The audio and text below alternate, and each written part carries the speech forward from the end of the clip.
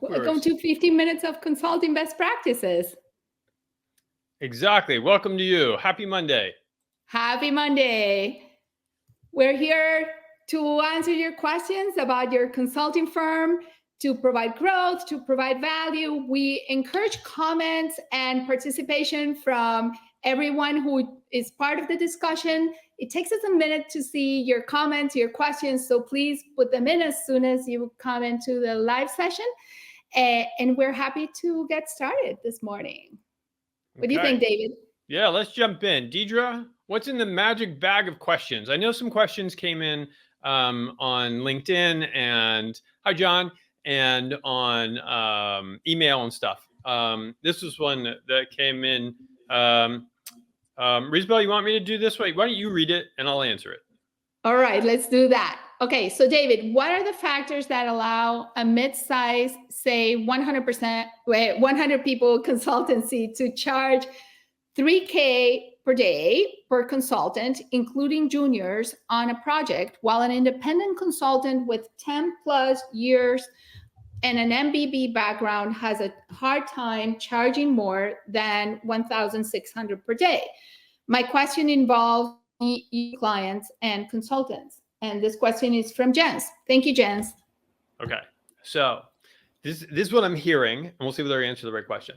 What I'm hearing is some frustration that you are you're experienced, you come from a big name company, McKinsey or Bain or BCG, and you have a hard time winning projects at $1,600 a day, and the big firms will win a project at an average of $3,000 a day and staff it with junior people who aren't even as qualified as you. So, what's up with that? And so here's my answer. It comes down to a single word, and that is trust. Oh, yeah, there's no frustration. Okay, perfect. It's really just trust. It is just trust. Firms, what we have found is that firms that reach about 25 million, which is in some ways a low threshold, around 25 million have established enough equity that in their brand that people start to trust the enterprise. And therefore, they're able to win business based on that reputation, based on the equity that they've created with their clients. More trust leads to premium fees, really as easy as that. Now, it's possible that the size itself, again, at roughly around 25 million, there's usually enough brand recognition. There's also a sense that a firm that size has enough people that if one person turns out to not be the exact right person or is not the right fit, that they can bring in the right people, and that they can bring in the domain expertise, the problem level expertise.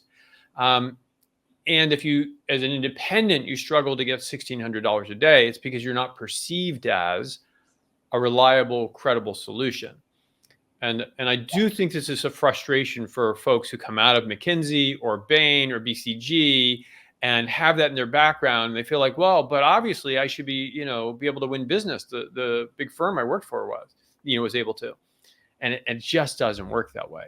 I think it does give people a reason to believe, a reason to think, well, maybe you have it, because, but almost every executive has had a bad experience with McKinsey or Bain or BCG or almost any other firm.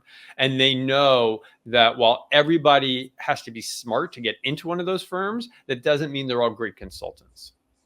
So that's sort of my overall answer to you, which was perhaps long-winded way of saying trust. They have more, the client trusts the mid-sized firm more than the independent. Rizabel, agree or disagree? I agree. And I think, Jens, thank you for clarifying, right, that you're in Europe and that you can provide that flexibility. An important point is that your client or your prospect know it, that you can provide the flexibility or not, right?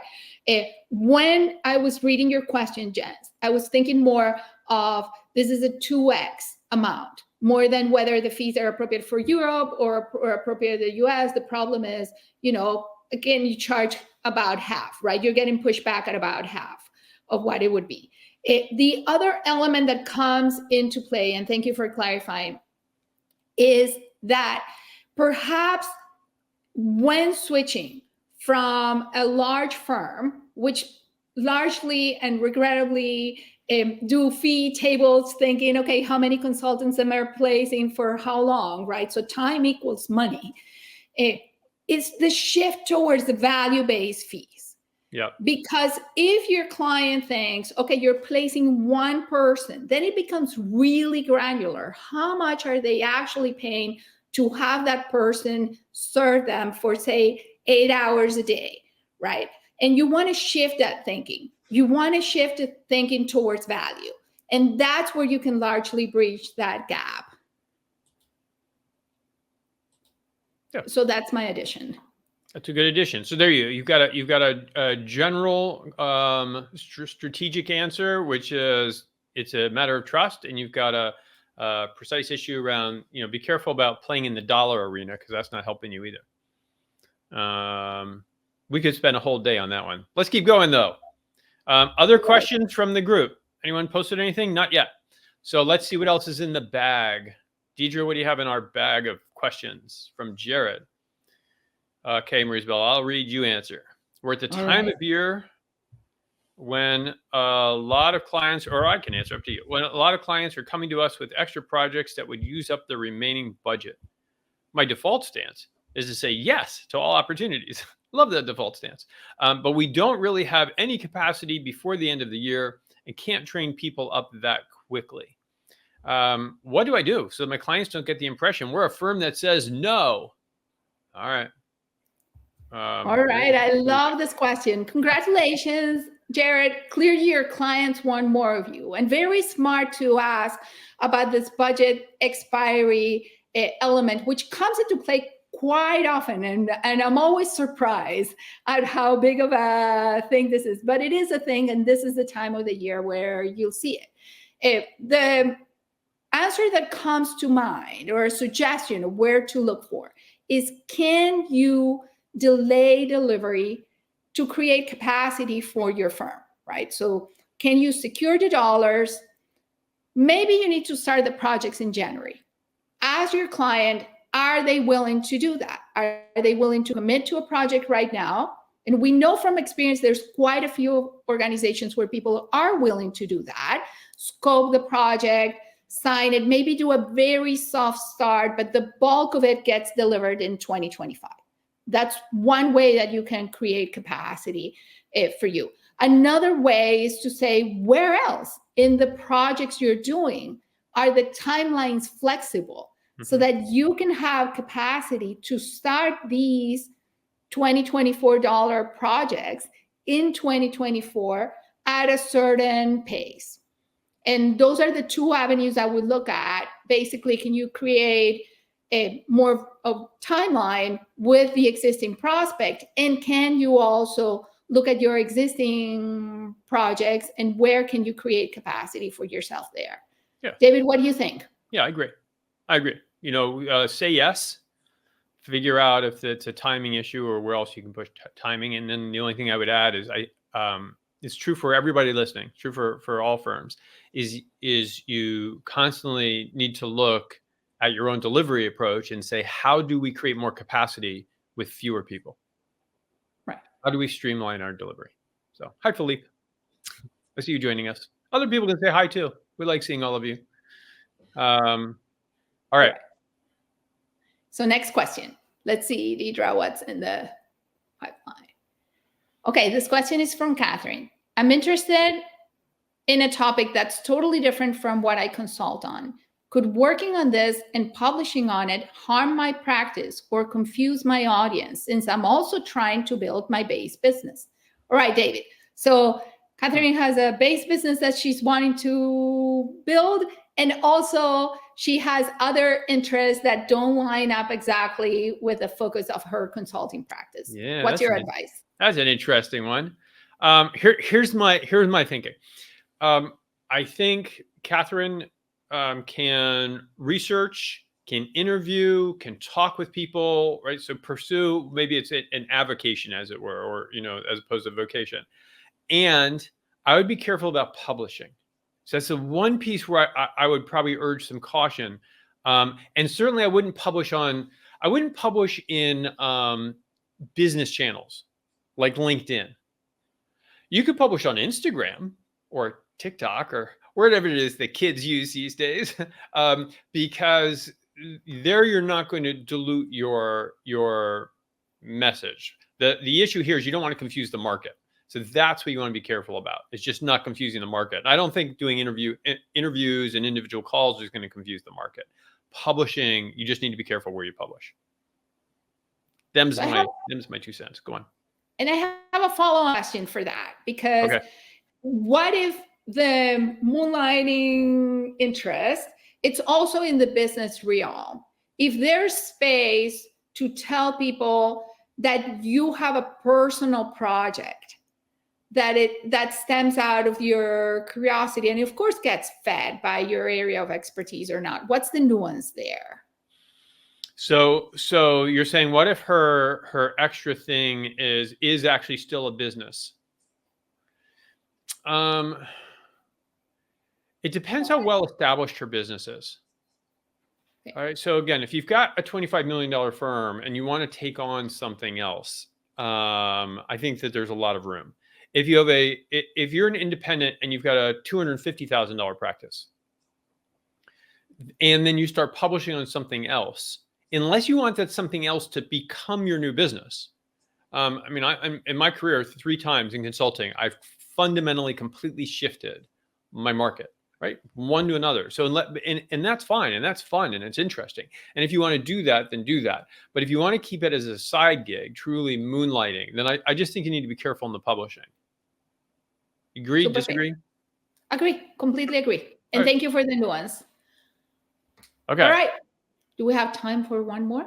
Yeah, let's do one more. Deidre, do we have another one in the bag or not? Or people, if you have questions or if we've said something that confused you, raise it.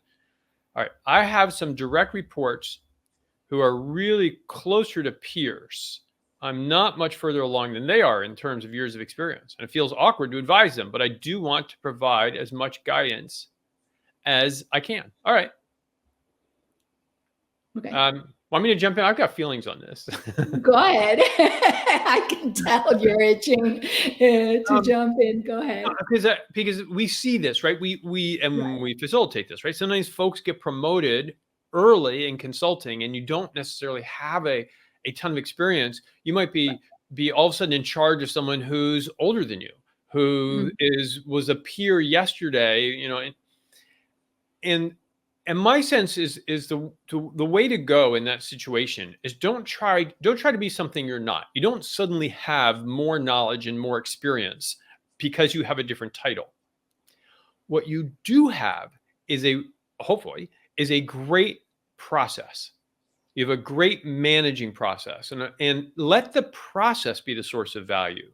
So you have a good process for interacting with a direct report and helping them grow. The process itself will create value by asking them the right questions. What went well this week? What didn't go well? Where might there, what could we talk through together? So become a coach rather than trying to be an advisor.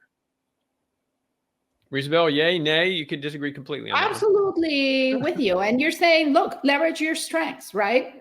What I heard you say in different words is also leverage your strengths. What got you there?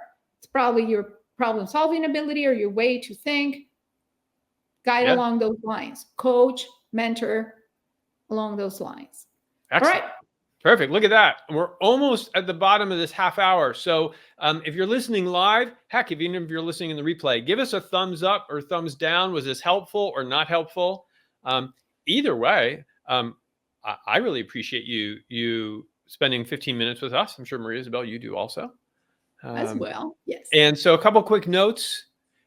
Make sure Monday Live, is that what it is? Yeah, here, is in your calendar. That way you get back here every week, as some of you are regulars and we love to see you. If you don't get the articles, weekly articles, subscribe. And if you happen to run a smaller practice under $1 million, and you have not been in a solo practice accelerator, you should join. flat out. You should come. Deidre has posted a link to learn more.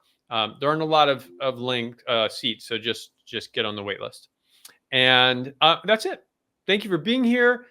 Have a fabulous week. Remember, consulting is about them. It's about your clients. It's about your prospects. So give them value and be kind to them. And we will see you next week. Take care, all. Thank you. Bye.